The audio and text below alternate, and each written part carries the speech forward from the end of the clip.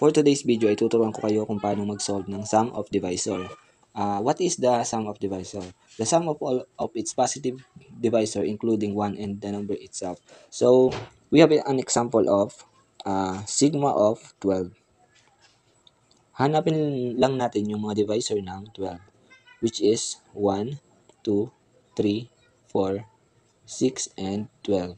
Then, the next procedure is adding all these positive divisor, which is 1 plus 2, 3, plus 3, 6, plus 4, 10, plus 6, 16, plus 12 is 28. Sum of divisor of 12 is 28. So, we have a formula for this problem.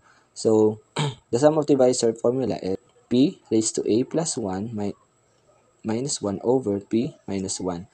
So, pag magkakaroon tayo ng ibang p dyan, is maglalagay ulit tayo ng panibagong formula, which is i-multiply natin sa panibagong number. So, p minus 1. So, hanapin lang natin ang mga pinakamababang number ng 12.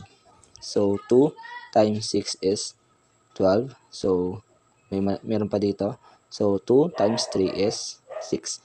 So, ito na yung ating kailangan para mas ma-compute natin itong formula. We substitute these smallest numbers to this formula. So, kapag naman yung A ang ating kukunin is yung number ng magkakapares na nakuha natin. So, P, which is 2, tapos yung bilang is 2 din, tapos plus 1 minus 1, tapos 2 minus 1. Tapos, meron naman tayong another numbers which is 3.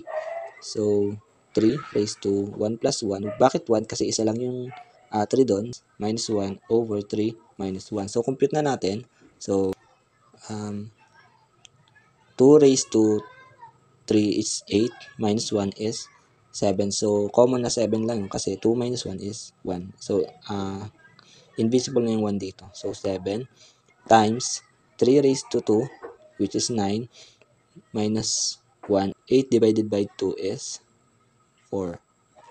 So, 7 times 4 is 28. Yun lang. Now, your turn. So, find the sum of divisor of 36. I will announce the correct answer for my next video. Thank you.